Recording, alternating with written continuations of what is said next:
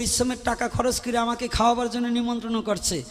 খাবো তো খাবো, ব্যাগ ভরে নেবো, নেবার সময় পথ ভরে বলি যে দিদি কি ডালটি না মুগের ডাল লবণীয়,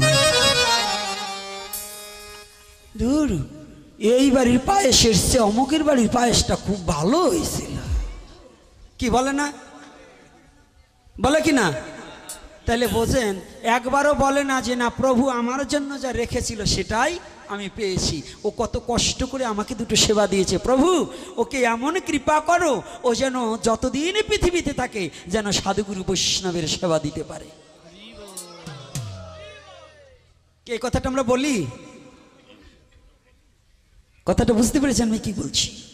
তাহলে আমাদের এখানে কতটা ব্যর্থতা, কতটা অজ্ঞতা। আমরা তো শুধু পরের দোষটা ধরতে শিখেছি, কিন্তু কি জন্য কি কথাটা বলা হলো এটাকে আমরা ধরতে শিখিনি।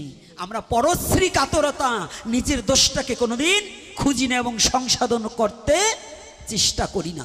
তাই চরণে হাত রেখে বলছি, এই অভ্যাসগুলোকে পরিত্যাগ করে সত্যটাকে মেনে নেওয়ার চেষ্টা করুন, না হলে জীবনে খুব পস্তাতে হবে গো, খুব পস্তাতে হবে।